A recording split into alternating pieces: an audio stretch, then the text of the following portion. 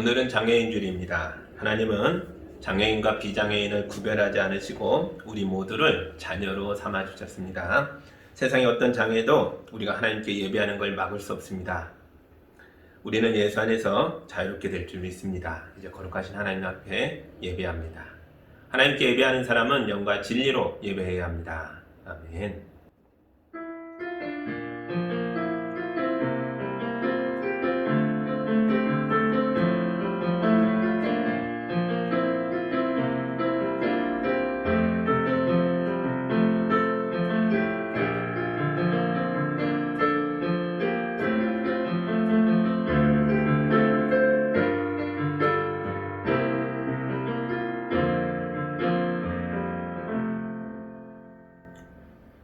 하늘의 참새도 든든하게 먹이시고 이름 모를 들꽃도 예쁘게 입히시는 하나님 아버지, 따뜻한 봄날의 아침에 우리가 창조주 하나님께 예배합니다. 부러진 가지에서도 새싹이 돋게 하시는 하나님 아버지, 이 시간 우리에게 성령을 부어주셔서 우리의 꺾인 몸과 부러진 마음에도 새싹이 돋게 하시고 우리 영혼이 하늘 높이 나는 독수리처럼 자유로워져서 아버지가 계신 하늘 보좌까지 날아오르게 하여 주옵소서. 죽음을 이기고 부활하신 예수님의 이름으로 기도합니다. 아멘. 찬송가 172장 함께 찬양합니다.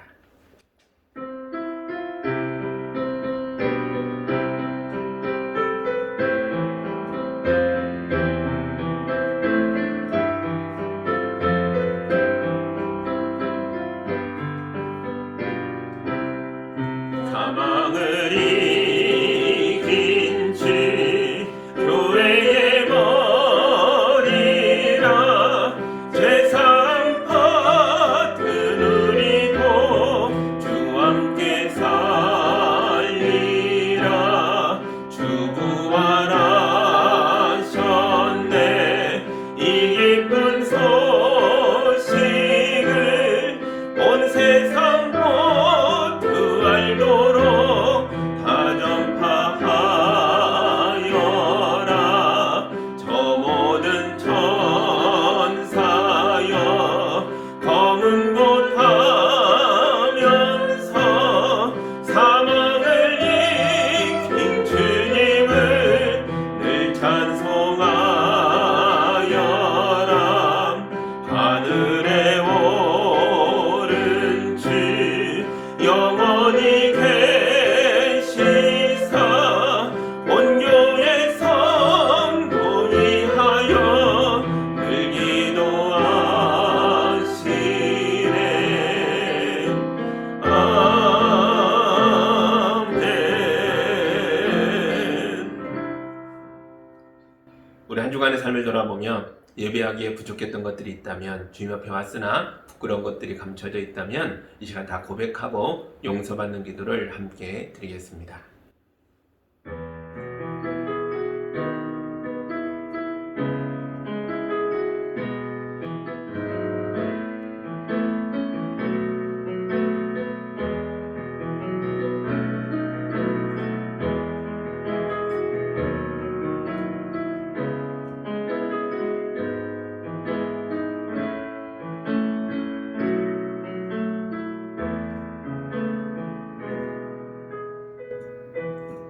예수님은 모든 것을 우리에게 주셨는데 주여 우리는 작은 동전 하나도 나누지 못했습니다. 예수님은 지체장애인의 손을 잡아주셨고 시각장애인의 눈이 되어주셨는데 주여 우리는 몸이 불편한 이웃을 멀찍이 피했습니다. 예수님은 유대인과 이방인을 하나로 만드셨는데 주여 우리는 서로의 다름을 가지고 다투고 분열했습니다. 예수님은 우리를 죄에서 해방하기 위하여 자기 목숨을 내어주셨는데 주여 우리는 이 귀한 생명을 가지고도 여전히 무익한 종살이를 하고 있습니다. 주여 우리가 한없이 연약했던 지난 날을 회개하오니 우리를 용서하옵시고 이제 우리에게 진리의 말씀과 풍성한 은혜를 다시 채우셔서 선으로 악을 이기게 하여 주옵소서. 예수님의 이름으로 기도합니다. 아멘. 이어 우리 주님의 용서와 치유와 화해의 말씀을 들으시기 바랍니다. 주님께서는 죄악을 좋아하지 않으시니 악인은 주님과 어울릴 수 없도다. 그러나 나는 주님의 크신 은혜를 힘입어 하나님의 집으로 나아가노니 주님은 공의로 나를 인도하여 주시며 내 앞에 주님의 길을 환히 열어 주시리로다. 아멘. 용서받은 자로서 사도신경으로 우리의 신앙을 함께 고백하겠습니다. 나는 전능하신 아버지 하나님 천지의 창조주를 믿습니다. 나는 그의 유일하신 아들 우리 주 예수 그리스도를 믿습니다.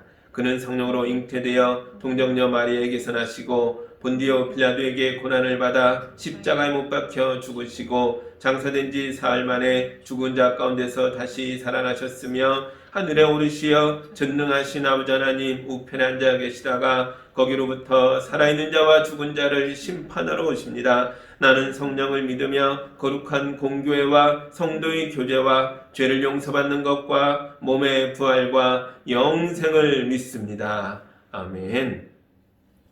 찬송가 569장 함께합니다.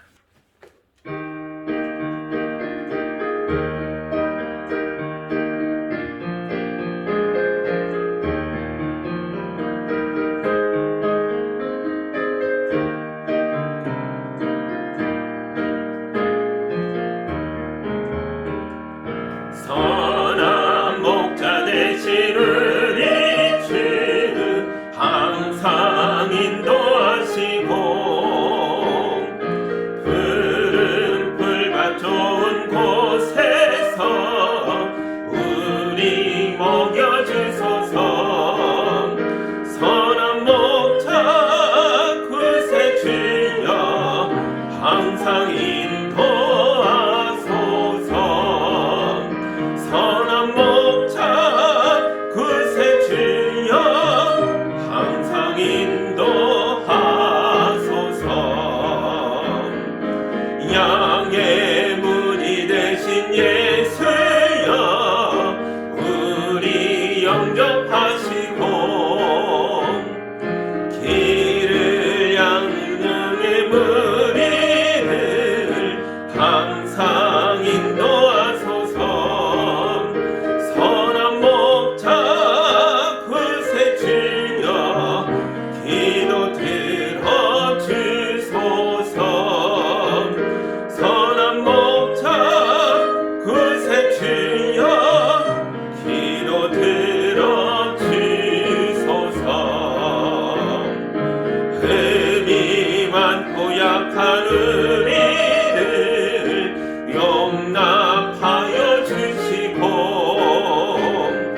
주의 넓고 크신 은혜로 자유 얻게 하셨네. 선한 목자 구세 주여 지금 나아갑니다. 선한 목자 구세 주여 지금 나아갑니다. 일찍 주의 뜻을 따라서 살아가게 하시고 주의 크신 사랑 베푸사 따라가게 하소서. 선한 목자 구세 주여 항상 인도하소서. 선한 목자 구세 주여 항상 인도하소서.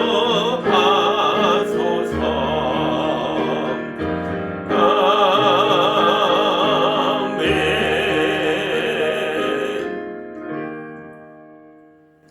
함께 기도합니다. 생명의 주인이신 하나님 아버지, 아침에 우리 눈을 띄워주시고 오늘 하루를 다시 선물로 주셔서 감사합니다. 따뜻한 바람이 불면 멀리 있는 산도 연두색으로 바뀌고 눈앞의 가로수도 푸르러지듯이 예수의 생명이 봄바람처럼 불어와 우리로 하여금 살게 하시고 우리의 이웃도 살려 주옵소서.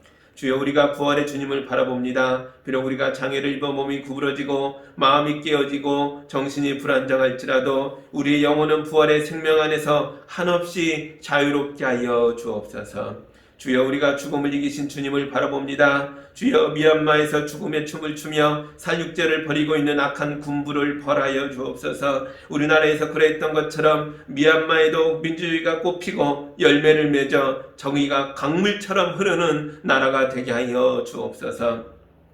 주여 우리에게 영원한 거할 처소를 약속해 주셔서 감사합니다. 비록 우리가 이 세상에 내 집이 없어 좁고 낡은 곳에 거할지라도 영원한 아버지의 집을 바라보며 당당하게 어깨를 펴고 세상을 살게 하여 주옵소서. 주여 우리에게 위대한 사명을 주셔서 땅끝까지 복음의 증인으로 세워주시니 감사합니다. 비록 우리의 말이 어눌하고 부족해도 우리가 정성을 다하여 복음을 전하오니 내 가족과 이웃이 예수님을 믿고 구원을 받게 하여 주옵소서. 주여 멀리 있는 이웃들에게 우리가 선교사님을 파송하고 후원하고 있습니다. 주여 우리가 지금보다 더 많이 누리고 베풀 수 있도록 우리 교인들에게 복의 복을 더하여 주옵소서. 그래서 우리가 우리 교회가 나라와 민족을 구원하는 일에 거룩하게 쓰임받게 하여 주옵소서. 이 시간 우리가 모여 예배하든지 영상으로 예배하든지 우리 모두가 예수 안에서 하나 되게 하셔서 하나님의 뜻을 이루어가는 겸손한 마음이 강물처럼 우리 가정과 우리 교회에 넘치게 하여 주옵소서. 주님께 모든 걸 부탁드리오며 예수님의 이름으로 기도하옵나이다. 아멘.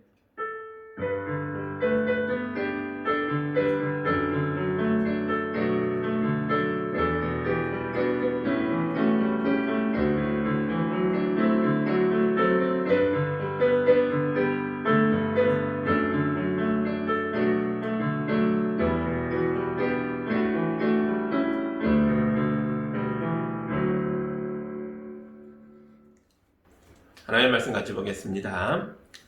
요한복음 10장 1절에서 15절까지의 말씀을 함께 봅니다.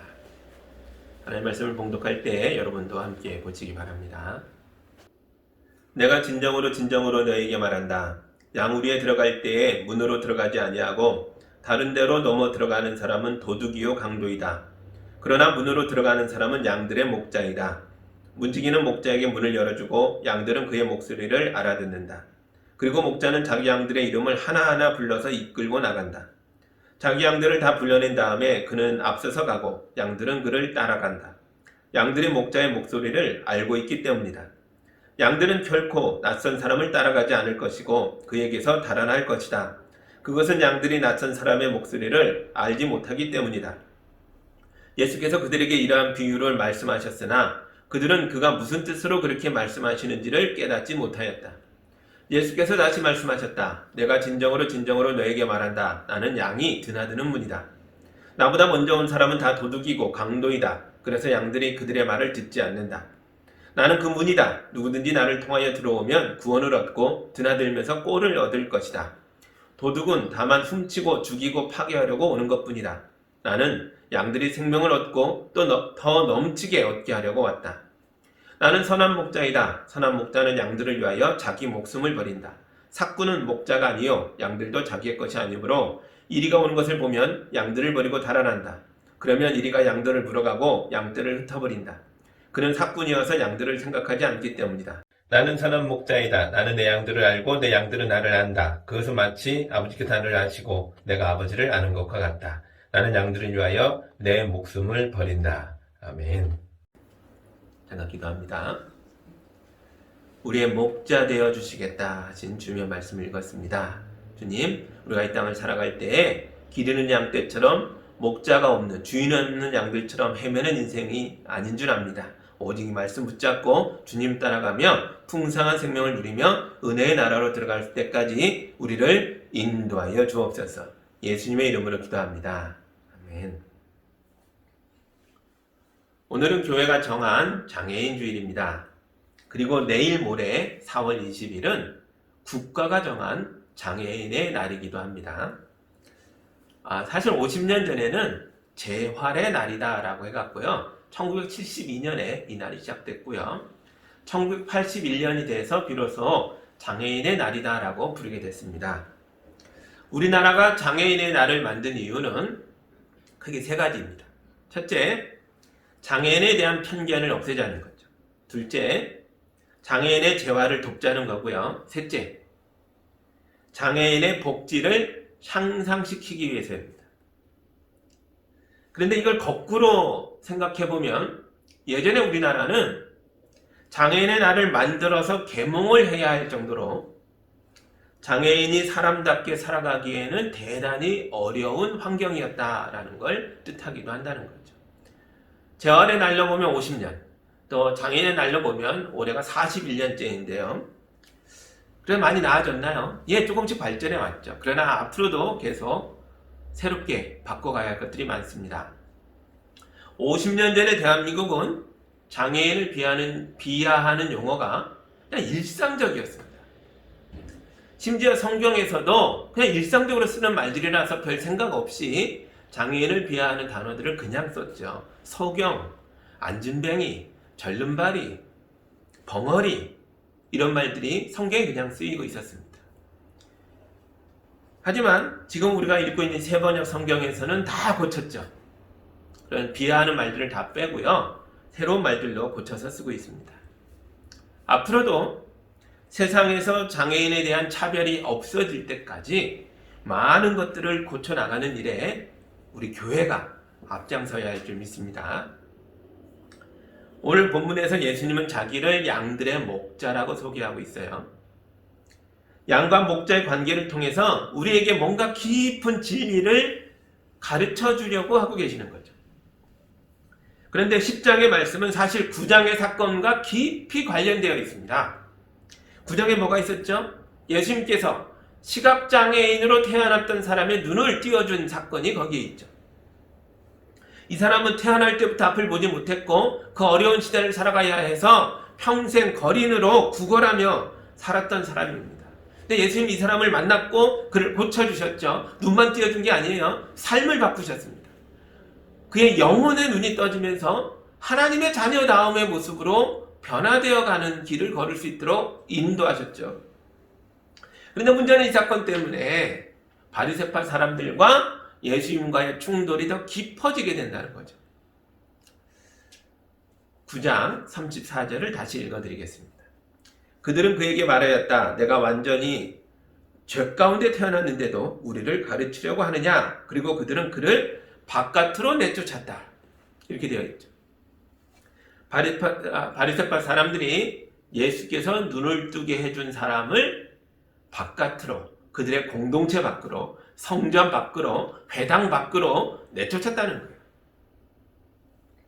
시각장애인으로 태어나서 성전 앞에서 구걸할 때도 따뜻한 사랑으로 품어준 적이 한 번도 없었던 사람들인데 이 사람이 이제 눈을 뜨고 드디어 사람답게 살아보자, 사람들에게 섞여서 당당하게 하나의 개인으로 멋지게 살아보자 했는데 받아주기는커녕 성전 밖으로, 마을 밖으로, 공동체 밖으로 쫓아버렸다는 겁니다. 왜 이런 일을 할까요?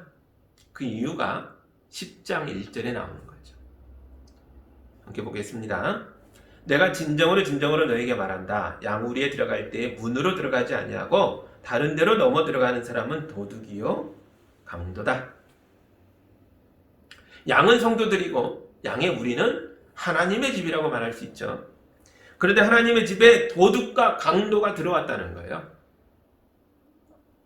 도둑과 강도가 하는 일이 뭐겠습니까? 이들은 훔치고 죽이고 파괴하려고 온 거죠. 예수님 보시기에 바리새파 사람들이야말로 하나님의 집에서 영혼들을 훔치고 죽이고 파괴하는 도둑들이었다는 거죠. 한 사람이 은혜를 누리고 하나님의 은혜 속에서 눈을 뜨고 변화되어 가는데 쫓아내버립니다. 그를 죽이려고 하는 거죠. 이런 악한 종교인들의 장악하고 있는 예루살렘 성전을 보면서 예수님께서 한탄하셨던 장면이 마태복음 21장에 나옵니다. 마태복음 21장 13절을 읽어드리겠습니다. 그들에게 말씀하셨다. 성경에 기록한 바 내 집은 기도하는 집이라고 불릴 것이다 하였다. 그런데 너희는 그것을 강도들의 소굴로 만들어버렸다. 아멘. 성전은 만민이 기도하는 집이라고 했는데 악한 제사장과 바리새파 사람들이 이 성전을 장악하고 이곳을 은혜를 누리는, 하나님의 응답을 누리는 기도의 집이 아니라 강도의 소굴로 만들어버렸다는 거예요. 이런 성전은 사람들에게 자유를 주는 곳이 아니고 고통을 주는 곳이 되어버립니다. 그래서 예수님은 이 세상에다 새로운 성전을 세우기로 결심하신 거죠. 그래서 강도의 소굴이라고 했던 마태복음 21장 13절 뒤에 바로 이어서 14절이 나옵니다. 제가 읽어드립니다. 성전뜰에서 눈먼 사람들과 다리를 저는 사람들이 예수께 다가왔다. 예수께서는 그들을 고쳐주셨다. 아멘. 성전들에, 여기는 이방인의 뜰이에요. 성전의 바깥마당입니다. 여기까지는 장애인들도 접근할 수 있다는 거예요. 눈먼 사람들, 다리 저는 사람들이 많이 와 있었다는 거예요. 왜요? 구걸하려고 와 있었겠죠. 다른 생계수단이 없으니까요. 더 안으로는 왜 못 들어가요? 유대는 율법에 장애를 가진 사람들, 온전치 못한 몸을 가진 사람들, 그런 분들은 성전에 들어갈 수 없다라고 막아놨기 때문이죠. 이 사람들은 성전뜰을 서성거리고 있을 뿐입니다. 안으로 못 들어가요. 그런데 그들이 예수님을 보고 예수님께는 다가왔습니다. 예수님은 그들을 환영했습니다. 그리고요, 그들을 고쳐주셨습니다. 여기는 엄청난 메시지가 들어있습니다. 13절과 14절이 붙어있는 게 우연이 아니라는 거죠. 기존의 성전이 도둑대가 됐을 때에, 강도의 소굴이 됐을 때에 성전뜰에 예수께서 나타나시고 새로운 성전이 되신 거예요. 이들을 다 맞아주고 환영해주고 성전에 출입하지 못하는 사람들을 붙들고 새롭게 빚어서 하나님의 사람이 되게 하고 있는 예수님이 이 땅에 세워진 새로운 성전입니다. 요한복음 9장에서 시각장애인이 쫓겨났던 것처럼 성전 마당에도 쫓겨난 사람들이 가득한데 예수님은 이들을 사랑으로 품으셨고 만지셨고 고치셨습니다. 이건 예수님이 새로운 성전이라는 거고 그 성전에 우리도 초청받았다는 걸 보여줍니다. 이게 목자가 양들을 위해 하는 첫 번째 일입니다. 예수님은 성전에서 쫓겨난 사람들에게 새로운 성전이 되어주고 계십니다. 우리는 교회를 예수의 몸이라고 말하죠. 이게 무슨 뜻이죠? 예수께서 새로운 성전이 되신 것을 교회가 이어받았다는 뜻이죠. 그래서 누구라도 우리에게 다가오면 우리는 그들을 환영하고 품고 사랑해야 합니다. 예수님이 그랬던 것처럼. 저는 한국교회 유명한 지도자들이 차별과 편견의 언어를 사용하는 걸 볼 때마다 가슴이 철렁 내려앉고 너무 두렵습니다. 심히 걱정이 되기도 합니다. 이건 마치 예수님 시대에 바리새파 사람들이 했던 것과 너무 비슷하거든요. 성전뜰의 장애인들은 예수님을 보고 다가왔습니다. 그러나 오늘날에는요, 세상에서 버림받고 소외되고 편견에 눌려 고통받던 사람들이요, 교회로 오질 못하고 있다는 거죠. 왜 못 옵니까? 우리가 쓰는 차별과 편견의 언어와 우리의 차가운 눈빛 때문에요. 그들이 우리에게 보는 모습은 예수 시대의 바리새파 사람들과 비슷한 모습이라는 거죠. 세상 사람들이 다 그럽니다. 교회 가면 성차별이 심하고 인종차별이 심하고 장애인 차별이 더 심하다는 거예요. 아니라고 말하기가 참 어렵습니다. 얼마 전에 동네 가게 사장님께 교회에 나오시면 좋겠다고 말씀드렸더니 그분이 그럽니다. 저는 교회 안 갑니다. 교회에 대해서 안 좋은 추억이 있거든요. 도대체 무슨 추억일까요? 여러분, 누가 어떤 모습으로 오든 우리는 그들을 예수의 사랑으로 따뜻하게 환영해 주어야 합니다. 만약 우리가 그런 교회가 되지 못하고 우리끼리만 좋아서 지내는 곳이 된다면 겉보기 아무리 좋아 보여도 우리 교회도 역시 강도의 소굴이 될 수 있다는 거죠. 사실 이런 말씀 우리에게 대단히 부담이 됩니다. 왜냐하면 우리도 연약하고 부족한데 우리가 무슨 힘이 있다고 나도 힘든데 힘든 사람들을 품고 사랑할 수 있단 말입니까? 사실 목사인 저도 불가능하죠. 그런데 제가 사람들의 고통을 해결해 줄 수는 없지만 할 수 있는 게 하나 있습니다. 그건 바로 고통을 품고 교회에 온 사람들을 예수님께로 데려가는 겁니다. 3절 보시죠. 문지기는 목자에게 문을 열어주고 양들은 그의 목소리를 알아듣는다. 그리고 목자는 자기 양들의 이름을 하나하나 불러서 이끌고 나간다. 아멘. 우리는 목자가 될 수 없습니다. 우리는 목자가 아닙니다. 양들의 목자는 오직 예수님입니다. 그러나 문지기는 될 수 있다는 거죠. 양들이 우리에서 탈출하지 못하도록 잘 지켜줄 수 있고, 목자가 오시면 양과 목자가 만날 수 있도록 우리의 문을 열어주고, 그런 일들을 도울 수는 있다는 거죠. 그러니까 문지기는 보조 목자라고도 할 수 있습니다. 여러분, 우리는 예수님의 보조 목자들입니다. 우린 진짜 목자는 아니지만 견습 목자처럼 문지기는 다 할 수 있다는 거죠. 우리가 직접 양들의 문제를 해결하지 못합니다. 그저 참된 목자가 오셔서 양들을 도와줄 때까지 양을 훔치고 죽이고 파괴하려는 도둑들이 오지 못하도록, 문이 아닌 곳으로 그들이 뚫고 오지 못하도록 양떼를 잘 보호하고 지키는데 최선을 다하면 되는 거죠. 이건 할 수 있습니다. 교회는 이런 곳이 되어야겠다. 교회 울타리 안은 안전한 곳이 되어야 합니다. 어떤 상처와 어떤 고통과 어떤 모습을 가지고 와도 보호받을 수 있어야 합니다. 문지기가 목자에게 문을 열어주자 목자가 양들의 이름을 하나하나 불러서 데리고 나갑니다. 이것이 목자가 양들에게 하는 두 번째 일입니다. 예수님께서 여러분의 이름을 하나하나 알고 계십니다. 이름은 아는 게 아니죠. 우리의 사정을 다 알고 계시고, 우리에게 뭐가 필요한지도 다 아시고, 그것을 채워주려면 무엇을 어떻게 해야 할까도 잘 알고 계십니다. 그래서 우리를 위하여 모든 계획을 세밀하게, 아주 치밀하게 세워놓고 우리를 인도하신다는 거죠. 그러니까 목자가 여러분의 이름을 부를 때에 빼지 말고 도망가지 말고 예, 제가 여기 있습니다, 대답하셔야 합니다. 그런데 목자가 할 일이 있듯이 양들도 할 일이 있죠. 4절 보시죠. 자기 양들을 다 불려낸 다음에 그는 앞서서 가고 양들은 그를 따라간다. 양들이 목자의 목소리를 알고 있기 때문이다. 아멘. 양이 할 일은 첫 번째, 목자의 음성을 알아듣는 것이고, 두 번째, 앞서서 가는 목자를 잘 따라가는 것입니다. 근데 양은 동물이고 목자는 사람이잖아요. 서로 종류가 달라요. 그런데 어떻게 양들이 자기 목자의 음성을 기가 막히게 알아들을 수 있을까요? 어떻게 이런 일이 가능할까요? 5절 보시죠.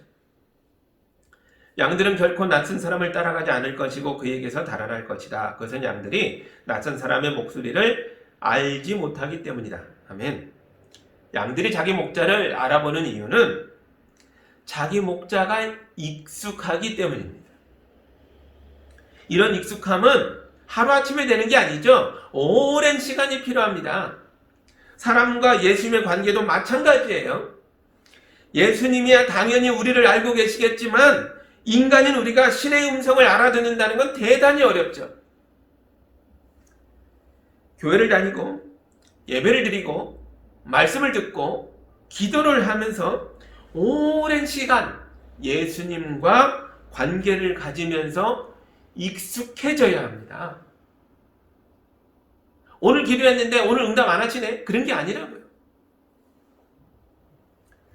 우리가 익숙해지면 익숙해질수록 우리 마음을 울리는 주의 음성을 들을 수 있게 된다는 거죠. 알아듣게 됩니다. 주님이 내 이름을 부르시고 주님이 내 길을 인도하시고 주님이 내 인생에 개입하셔서 나의 문제를 해결하시고 내게 축복과 생명의 꼴을 먹이시는 것을 알게 된다는 거죠. 예수님과 거리를 둔 사람들은 어떤 모습인가 보시죠. 6절입니다. 예수께서 그들에게 이러한 비유를 말씀하셨으나 그들은 그가 무슨 뜻으로 그렇게 말씀하시는지를 깨닫지 못하였다. 보세요. 이 사람들은 전혀 못 알아듣죠. 예수님을 멀리하던 사람들이라서 익숙하지 않아서 그렇습니다. 늘 거리감을 두고 예수님을 대하니까 예수님의 말씀이 무슨 뜻인지 모르는 거죠. 우리는 압니다. 우리는 예수님의 양들이니까요. 사람들이 말씀을 이해하지 못하고 어리벙벙해 하니까 또 한 번 예수님이 새로운 비유를 들어서 말씀하십니다. 7절입니다. 예수께서 다시 말씀하셨다. 내가 진정으로 너에게 말한다. 나는 양이 드나드는 문이다. 아멘. 예수님은 스스로 양의 문이 되셨습니다. 이게 목자가 양들에게 하는 세 번째 일입니다. 양의 우리는 크게 보면 하나님의 나라죠. 예수님이 이 땅에 하나님의 나라를 가져오셨습니다. 그리고 스스로 이 나라의 문이 되어 주셨습니다. 그래서 예수님의 양들은 이 문을 열고 하나님의 나라로 들어가는 겁니다. 예수께 오는 자들은 하나님의 나라에 입장할 수 있는 겁니다. 9절 보시죠. 나는 그 문이다. 누구든지 나를 통하여 들어오면 구원을 얻고 드나들면서 꼴을 얻을 것이다. 아멘. 양의 문은 양들을 복되게 합니다. 목자가 이 문으로 드나드는 양들에게 풍성한 먹이를 주고 편안하고 안전한 잠자리를 제공해 줍니다. 예수님도 자기를 믿고 따르는 사람들에게 하나님의 나라의 풍성함을 공급하시겠다는 거예요. 양을 훔치고 죽이고 파괴하는 도둑과 강도가 세상에 가득하지만 하나님의 양떼인 우리는 이 세상을 무서워하지 않습니다. 요한일서 5장 4절과 5절을 읽어드리겠습니다. 세상을 이긴 승리는 이것이니 곧 우리의 믿음입니다. 세상을 이기는 사람은 누구입니까? 예수가 하나님의 아들이심을 믿는 사람이 아니고 누구겠습니까? 아멘. 여러분, 예수님이 이미 세상을 이기셨습니다. 그래서 예수님을 믿는 사람들도 세상을 이길 수 있습니다. 우린 예수님의 양들입니다. 세상의 강도와 도둑들이 우리를 훔치고 죽이고 파괴하려고 가까이 다가오면 우리의 목자이신 예수님께서 목자의 막대기로 그들을 혼내십니다. 쫓아내 버리십니다. 믿으시기 바랍니다. 제가 혼자 외국에 나가 있을 때가 있었는데요. 그때 어떤 유학생이 제게 와서 그래요. 저보다 몇 살 어린 친구였는데, 형, 여기 사람들 보니까 너무 커요. 제가요, 이 사람들 엉덩이만 보고 다니는 것 같아요. 근데 저는 이 친구의 말이 좀 이상했어요. 제 눈에는 그렇게까지 큰 사람이 안 보였거든요. 지금 생각해보면 그때 아마 이 친구의 마음이 주눅이 들어있었던 것 같아요. 그래서 모든 게 실제보다 더 커 보이는 거죠. 제가 이 친구를 데리고 교회에 갔습니다. 예수님께서 이 친구의 주눅든 마음을 펴주시길 기도하면서요. 김혜영 선교사님이란 분이 계십니다. 아프리카에서 30년 가까이 복음을 전하며 아프리카 사람들 위해 아주 놀라운 활동을 하신 분인데요. 그런데 이분의 키가 134cm입니다. 척추장애가 있어서 몸이 구부러져 버린 거죠. 처음에는 세상이 무서워서 초등학교만 졸업하고는 진학을 포기하고 집 밖으로 나가지도 못했던 분입니다. 그런데 이분이 예수님을 믿은 후로 용기가 생겼다는 거죠. 그래서 그 불편한 몸을 가지고 공부에 도전해서 초등학교만 나왔던 분인데 장애의 몸을 가지고 공부에 도전해서 나중엔 미국에 유학까지 가요. 그 콜롬비아 대학에서 사회복지학으로 석사학위까지 받습니다. 그리고는 아프리카로 가요. 아프리카에 가서 아프리카 개발협력 사업 분야에서 놀라운 일들을 하십니다. 그래서 이분의 별명이 작은 거인이에요. 키가 134cm인데 이분의 삶과 활동은 거인과 같다는 거예요. 놀라운 업적을 가지고 계세요. 그래서 작은 거인입니다. 여러분도 믿음으로 세상을 이기는 작은 거인들이 다 되시기를 예수님의 이름으로 축복합니다. 예수님이 이미 세상을 이기셨기에 우리가 예수님을 믿고 따를 때에 우리도 세상을 이길 수 있습니다. 이제 마지막으로 목자가 양들을 위해 하는 네 번째 일을 봅니다. 11절입니다. 나는 선한 목자이다. 선한 목자는 양들을 위하여 자기 목숨을 버린다. 아멘. 예수님이 우리를 위하여 선한 목자가 되셨습니다. 여기서 선하다는 말은 착하다는 뜻이 아니라 옳다, 훌륭하다, 최고다 이런 뜻입니다. 그러니까 예수님은 양들에게 최고로 훌륭하신 목자가 되셨다는 거예요. 예수님은 양들에게 생명을 주고 그 생명을 풍성히 누리게 하려고 자기가 선택할 수 있는 방법 중에서 가장 옳은 방법을 선택하셨는데요. 그게 바로 십자가에서 양들을 위해 죽어주는 것이었습니다. 최고의 방법, 가장 탁월한 것, 가장 옳은 길, 어떻게 하면 양들을 살릴 것인가를 예수님이 선택하신 건 십자가의 죽음이었습니다. 양을 살리고 자기는 죽는 것, 이게 선한 목자가 하시는 마지막 일입니다. 여러분, 우리가 먹고 마시며 누리는 참 생명은 사실은 예수님의 몸이고 예수의 피였던 것입니다.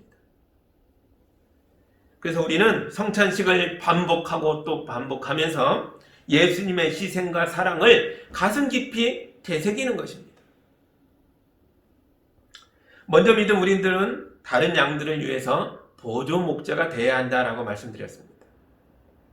사실 우리는 모두 죄인이었다가 자유를 얻은 사람들입니다. 선한 목자 예수께서 마지막 일로 우리를 위해 죽으셨기에 죽어야 할 우리가 살아났습니다. 죄인이었던 우리가 의로워졌습니다. 그러면 우리에게 할 일이 있겠죠. 새로운 생명을 부어받았을 때에 우리가 그런 생각을 하잖아요. 다시 받은 생명으로 어떻게 살아야 할까? 보람있게 살아야지. 제대로 살아야지. 이런 생각을 하는 게 당연한 거 아니겠습니까? 바울 아시죠? 원래 바울은 종교에 중독된 사람이었고 종교의 이름으로 많은 사람들에게 폭력을 행사하던 폭력에 물든 사람이었습니다. 그러면서도 자기가 죄를 짓는 것도 몰랐습니다. 폭력에 맛을 들인 바울이 더 많은 사람을 죽이려고 다마스쿠스로 가고 있었습니다. 그때 도중에 길가에서 예수님을 만났죠. 예수님이 이 불쌍한 사람을 찾아오셨습니다. 바울은 길에서 강렬한 빛을 보고 잠시 눈이 멀었죠. 그리고 그가 예수님 안에서, 예수님의 울타리 안에서 먼저 믿은 아나니아라는 한 사람을 통해서 눈이 떠지게 됩니다. 그때 그는 진리이신 예수 안에서 한없이 자유로워졌습니다.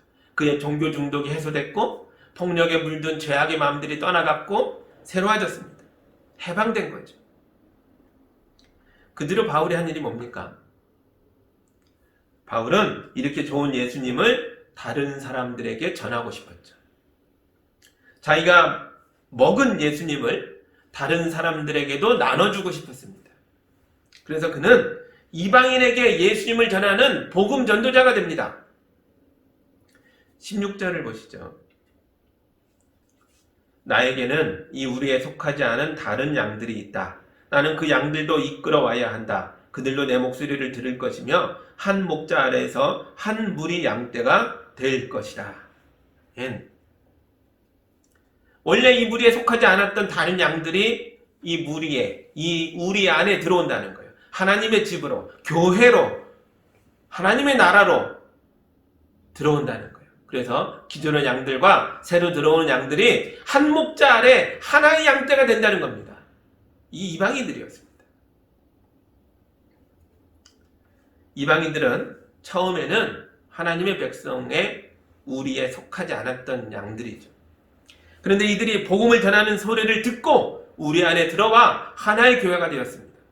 그들도 목자의 음성을 알아들었습니다. 유대인과 이방인들이 먼저 믿은 우리와 나중 믿게 될 사람들이 모두 한 목자 안에서 하나의 무리, 하나의 양떼를 이루었다는 거죠. 목자의 사랑을 전하는 건 예수의 양떼인 우리가 할 일입니다.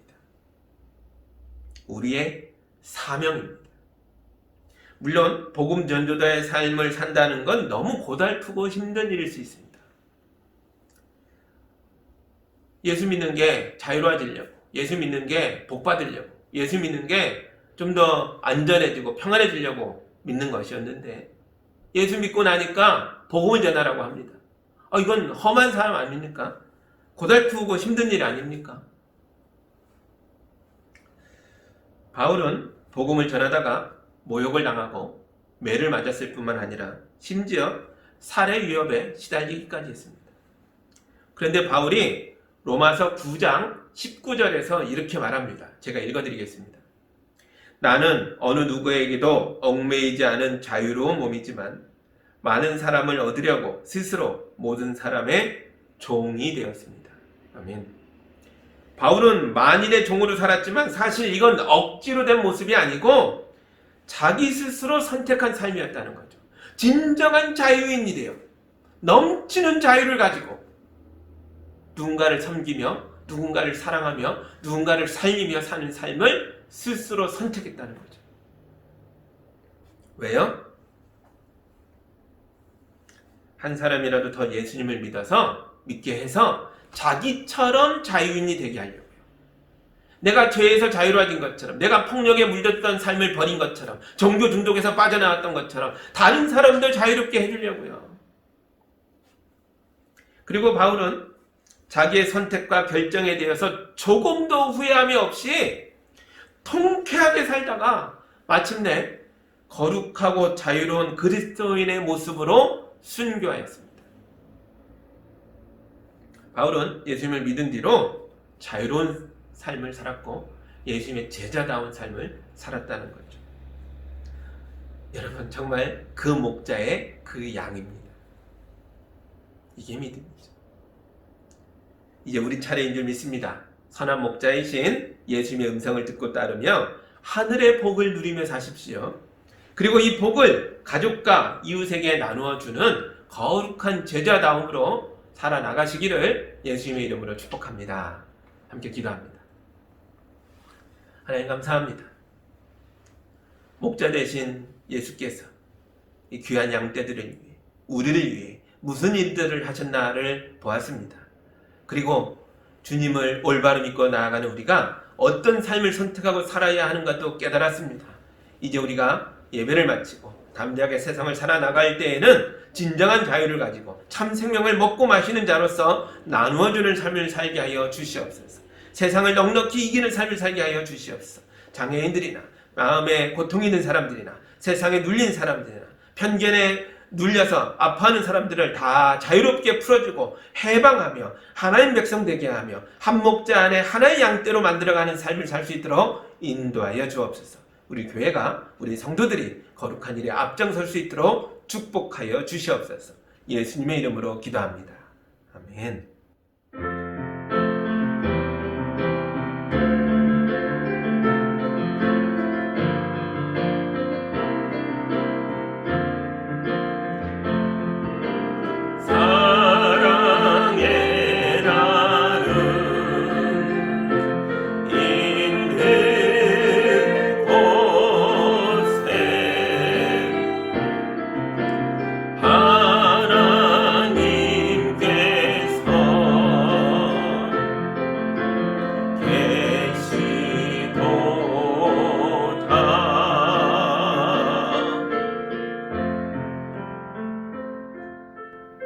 사랑의 하나님 아버지 감사합니다. 우리 성도들 이 땅을 살아갈 때에 길을 펴지 못하고 주눅들은 모습으로 사는 것을 안타까이 여기셔서 우리에게 오셨고 우리를 사랑하셨고 우리를 하나님 백성 되게 하셔서 들어가면서도 나오면서도 꼴을 얻고 생명을 풍성히 누리고 안전하고 편안한 삶으로 인도하여 주시니 감사합니다. 주님께 감사의 고백을 담아서 10의 1조로 여러가지 감사의 예물로 또 기도 제목을 올려드렸습니다. 주여, 이 귀한 예물을 통해 영광 받아 주옵시고 이 예물이 쓰이는 곳마다 또 다른 눌린 양들이 해방되어 하나님 백성 되는 거룩한 역사가 일어나게 하여 주시옵소서. 주님께 모든 걸 만들어가는 귀한 백성들 될 수 있도록 주의 성도들을 축복하여 주옵소서. 예수님의 이름으로 기도하옵나이다. 아멘.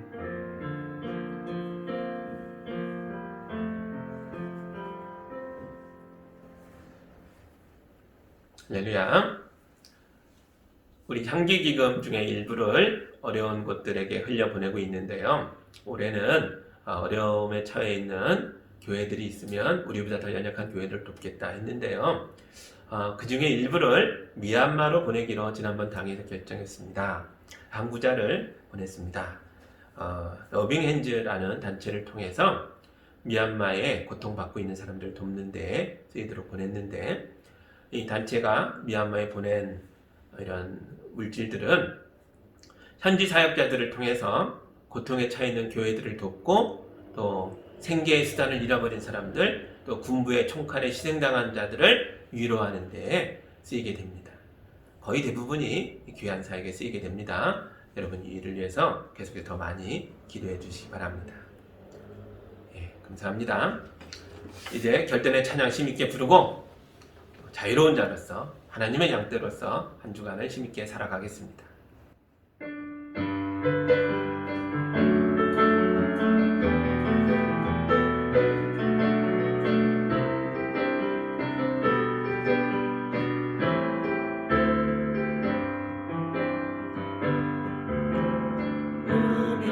무명이어도 공허하지 않은 것은 예수 안에 만족함이라.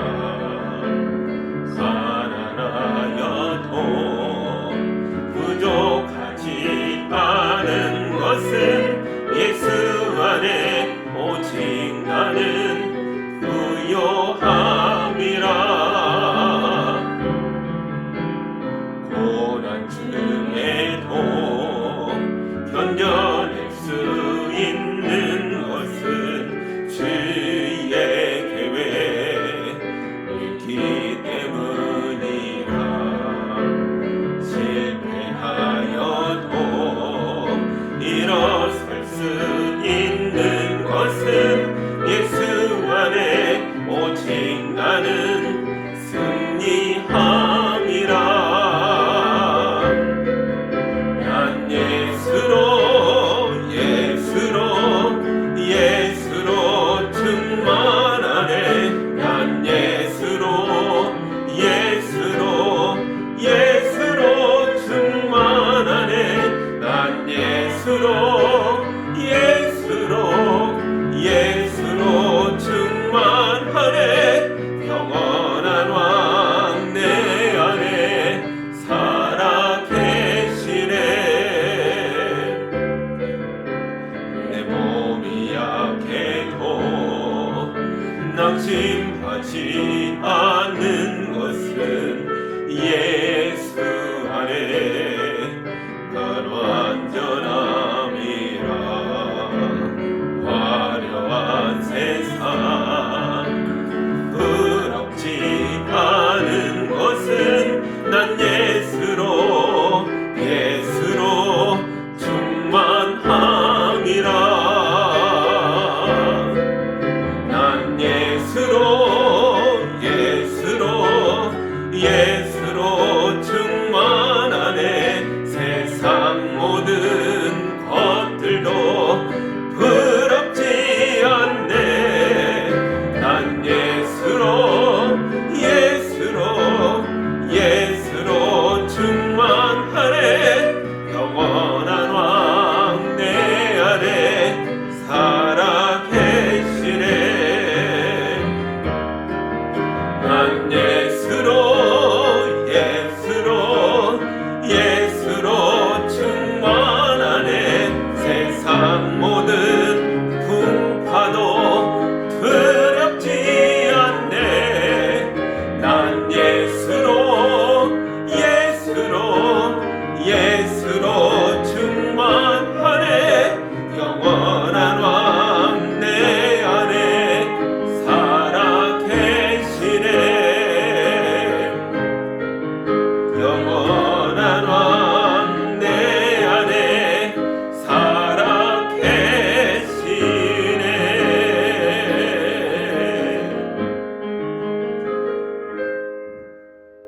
이제는 우리의 선한 목자 되신 예수 그리스도의 은혜와 그 아들을 내어놓으신 하나님 아버지의 크신 사랑하심과 예수님을 믿도록 예수 제자다움으로 살아갈 수 있도록 끊임없이 돕고 인도하시는 성령님의 교통하심이 말씀에 아멘하고 주님의 참된 양떼 되어 세상으로 나아가는 성도들이 지켜내는 가정과 발딛고 살아가는 터전 위에 이제로부터 영까지 함께 하기를 간절히 축원하옵나이다. 아멘.